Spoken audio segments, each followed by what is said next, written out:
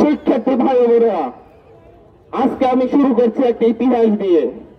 1966 সালে ইউরোপে একটি সংগঠনের জন্ম হয়েছিল, নাম দেওয়া হয়েছিল ইসকন। তার প্রতিষ্ঠাতা ছিল স্বামী প্রভুপাদ। তার উদ্দেশ্য ছিল সনাতনী ধর্মের মধ্যে ইহুদিবাদের বীজ বপন করা।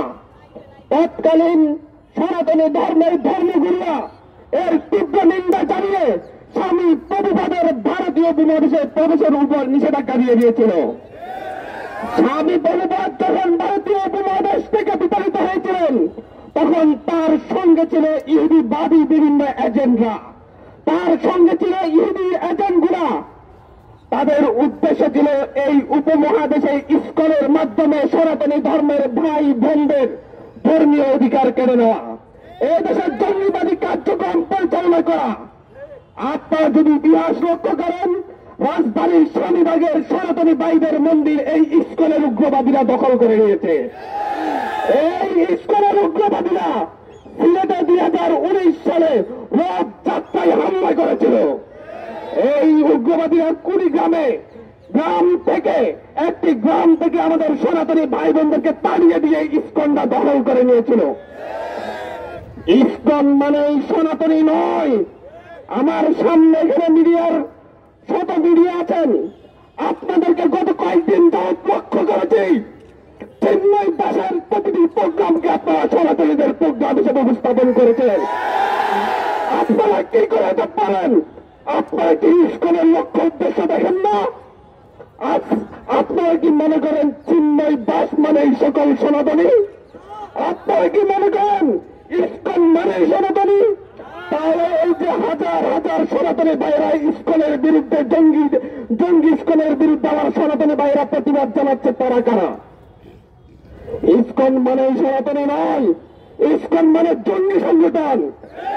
চিন্ময় দাস মানে হিন্দু ধর্মাবলম্বী নয়, চিন্ময় দাস মানে ইহুদিবাদীর অনুপ্রবেশ ঘটানো সেই স্বামী প্রভুপাদের বক্তব্য। আপনারা ইন্ডিয়াতে দেখেন, ইন্ডিয়ার অধিকাংশ হিন্দু ভাইয়েরা বোনেরা এই ইসকনের বিরোধিতা রাজপথে নেমেছে। আপনারা পশ্চিমবঙ্গের নির্বাচনের আগে দেখেন, ইসকনের বিরুদ্ধে মমতা ব্যানার্জির বক্তব্য দেখেন, তারা কিভাবে উনি বলেছেন যে বাংলাদেশে এই উপমহাদেশে ইসকন জঙ্গিবাদ ছড়াচ্ছে, উগ্রবাদিতা ছড়াচ্ছে। এই দেশে লাখো সনাতনী ভাই বোনদের বসবাস, তারা সকলেই চিন্ময়কে প্রভু মানে না, তারা সকলেই চিন্ময়কে তাদের ধর্মগুরু মানে না। এদেশের লাখো সনাতনীরা চিন্ময়কে তাদের ধর্মের শত্রুও মনে করে। আপনারা তো আমি দেখি নাই হেফাজতের আন্দোলনের সময় বলেছেন মুসলিমদের আন্দোলন, তখন তো বলেছেন হেফাজতের আন্দোলন। আমি তো দেখি নাই আল্লামা সাঈদীকে অ্যারেস্ট করার পরে আপনারা বলেছেন যে মুসলিম নেতাকে অ্যারেস্ট করা হয়েছে, তারা দেশে আল্লামা চাইনি ছিল, তাহলে এখন কেন চিন্ময় দাসের ক্ষেত্রে সনাতনী নেতাকে অ্যারেস্ট করা হয়েছে বলে প্রচার করবে? বাংলাদেশের মাটিতে বসে দিল্লির এজেন্ডা বাস্তবায়ন করতে দেওয়া হবে না। আপনাদেরকে আমি আজকে এখান থেকে বলতে চাচ্ছি, গতকালকে আমি একটি টক শোতে বলে এসেছি, চিন্ময় দাস কিংবা ইসকনকে বর্ডার লেন্থে সনাতনী হিসেবে প্রচার করার কারণেই মূলত আজকে এটা এত দূর এসেছে। চিন্ময় দাস একটি গোষ্ঠী, বাংলাদেশের জামাত ইসলাম যেমন একটি ধর্মীয় সংগঠন, বাংলাদেশে হেফাজতে ইসলাম যেমন একটি ধর্মীয় সংগঠন, বাংলাদেশের খেলাফত মজলিস যেমন একটি ধর্মীয় সংগঠন, চিন্ময়ের সেই হিন্দু জাগরণী মঞ্চ একটি মাত্র ধর্মীয় সংগঠন। এটা সকল হিন্দুদের প্রতিনিধিত্ব করে না। এই জঙ্গিবাদী এই সংগঠন দীর্ঘ সময় ধরে বাংলাদেশের শিশু কিশোরদের, কোমলমতি শিশু কিশোরদের তাদের উগ্রবাদিতায় লিপ্ত করার জন্য ষড়যন্ত্রে লিপ্ত ছিল। তারা শুধুমাত্র এদেশের মুসলিমদের উপর আঘাত করেনি, তারা দীর্ঘ সময় ধরে এদেশের আবহমান কাল ধরে চলে আসা বিভিন্ন সনাতনী ধর্মের মন্দিরগুলোতে হামলা করেছে। এই ইসকনের সদস্যরা আজকে শুধুমাত্র এখানে আমাদের আলিফ ভাইকে হত্যা করেনি। আপনারা ভুলে যাবেন না, পাহাড়ি অঞ্চলে মুসলিম একজন ইমামকে হত্যা করেছিল। ইতিহাস দেখে দেখে কেন এই জঙ্গিবাদী ইসকনের বিরুদ্ধে, ইসকনকে নিয়ে কেন নিউজ কভারেজ হয় না? কেন তাদের লক্ষ্য উদ্দেশ্য ধরে ধরে কেন নিউজ কভারেজ হয় না? কেন একটি টেলিভিশন বলবে কোটেশন ছাড়াই তাদের এত উল্লেখ করে বেঁচে হচ্ছে আলিফকে হত্যা করেছে মুসলিম আইনজীবীরা, হিন্দু বলে হত্যা করেছে, এই কথা কিভাবে আসবে? এটা উদ্দেশ্য প্রণোদিত ভাবে হয়েছে। আজও বলতে চাচ্ছি, বিভিন্ন মিডিয়া পরিচালনা পর্ষদে কামরুল ইসলামের ভাই বসে আছে, অ্যাডভোকেট কামরুল ইসলামের।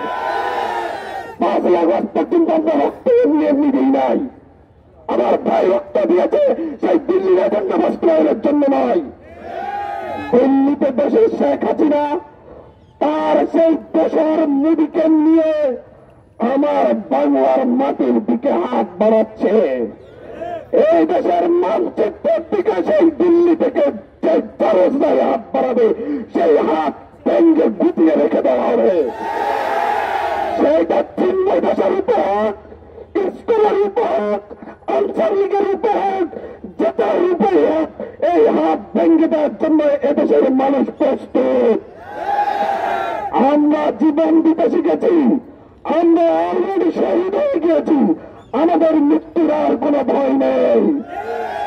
আমাদেরকে আরেকবার লড়তে বাধ্য করবেন না।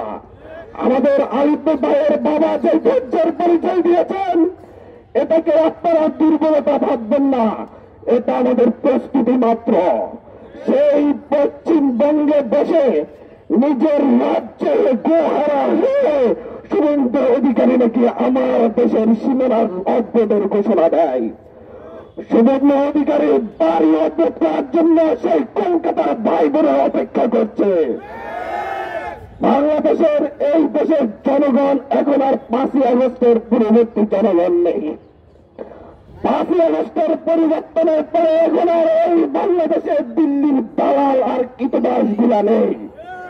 প্রত্যেকটা কলকাতায় পালিয়ে গিয়েছে, দিল্লিতে পালিয়ে গিয়েছে। বাংলায় যারা আছে সবাই দেশপ্রেমিক। এই দেশপ্রেমিকদের মধ্যে এখন সেই দিল্লির দালালদের যে 2-4টা এখনো লুকিয়ে আছে, তাদের বিরুদ্ধে দেশের সকল ছাত্র সংগঠন একসাথে গত পরশুদিন $0 ঘোষণা করেছে। আমরা এতদিন ধৈর্য ধরেছি, আইন শৃঙ্খলা বাহিনী সন্ত্রাসী ছাত্রলীগকে গ্রেপ্তার করবে। আমরা ধৈর্য ধরেছি, আইন শৃঙ্খলা বাহিনী মুজিববাদী আওয়ামী লীগের সন্ত্রাসীদেরকে গ্রেপ্তার করবে। আমরা ধৈর্য হারা হয়েছি। আজ সেই গত পরশু থেকে এই সিদ্ধান্ত নেওয়া হয়েছে, যেখানে সন্ত্রাসী ছাত্রলীগকে দেখানো হবে, দেখা হবে সেখানে গণপিটুনি দিয়ে পুলিশে সোপর্দ করা হবে। আর ধৈর্য ধরা হবে না। লড়াই আমাদের 5ই আগস্ট নতুন ভাবে শুরু হয়েছে। আমরা এই লড়াই লড়ছি, এই লড়াই আমরা লড়ে যাব। এই লড়াই দীর্ঘ হবে, তবে আমাদের পথ শেষ হবে না। ধন্যবাদ জানাচ্ছি আজকের এখানে আগত ছাত্র জনতাকে।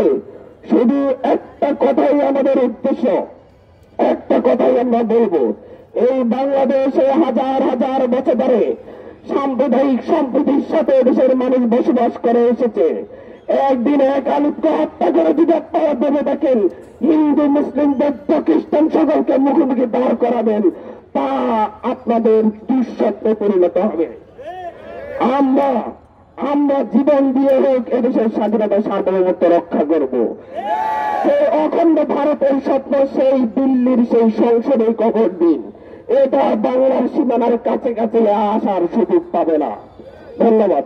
এই মুহূর্তে শহীদ আলিফ ভাইয়ের জন্য দোয়া পরিচালনা করবেন বৈষম্য বিরোধী ছাত্র আন্দোলনের কেন্দ্রীয় কার্যনির্বাহী কমিটির সদস্য তারেক রহমান।